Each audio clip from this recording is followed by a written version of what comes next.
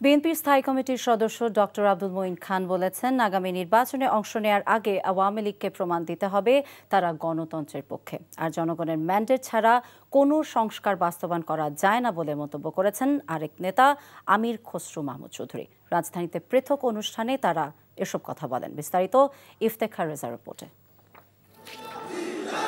যুক্তরাজ্য বিএনপির নেতাদের সাথে নিয়ে শহীদ রাষ্ট্রপতি জিয়াউর রহমানের মাজারে শ্রদ্ধা নিবেদন শেষে গণমাধ্যমে কথা বলেন ডক্টর মঈন খান। বলেন, আওয়ামী লীগ দেশের মানুষের সাথে বেইমানি করেছে। টাইম ম্যাগাজিন, বিশ্বের 100 বছরের পুরনো নামি দামি নিউজ ম্যাগাজিন, তারা বলেছে আওয়ামী লীগ সরকার বাংলাদেশে বাকশাল 2 কায়েম করেছে।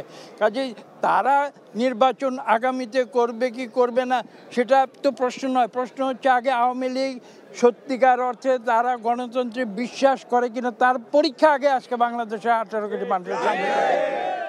বিএনপি চেয়ারপারসনের গুলশান কার্যালয়ে খেলাফত মজলিসের নেতাদের সাথে লিয়াজো কমিটির বৈঠক শেষে এক প্রশ্নের জবাবে বিএনপি স্থায়ী কমিটির সদস্য নজরুল ইসলাম খান বলেন, কোনো জোট নিয়ে দুশ্চিন্তা করছে না বিএনপি। এখানে কনসার্নের তো কিছু না।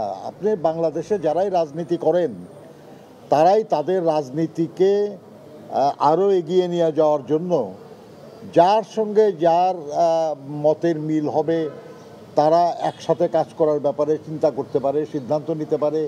এদের নিয়ে কারো কোনো দুশ্চিন্তা থাকার তো কোনো কারণ নাই।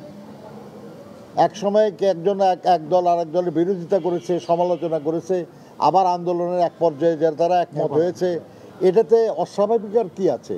জাতীয় প্রেস ক্লাবে যুক্তরাষ্ট্র বিএনপি আয়োজিত এক আলোচনা সভায় আমির খসরু মাহমুদ চৌধুরী বলেন, জনগণের ম্যান্ডেট ছাড়া কোনো সংস্কার বাস্তবায়ন করা যায় না।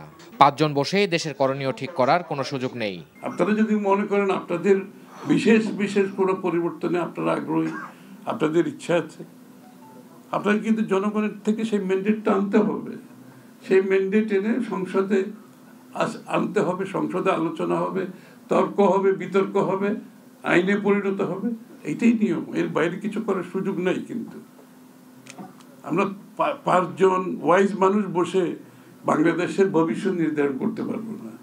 গণতান্ত্রিক প্রক্রিয়া থাকলে দেশ গভীর সংকটে পড়তো না উল্লেখ করে বিএনপির এই নেতা বলেন, শেখ হাসিনা সরকারের পতনের আন্দোলনে প্রবাসীদের অবদান খুবই গুরুত্বপূর্ণ।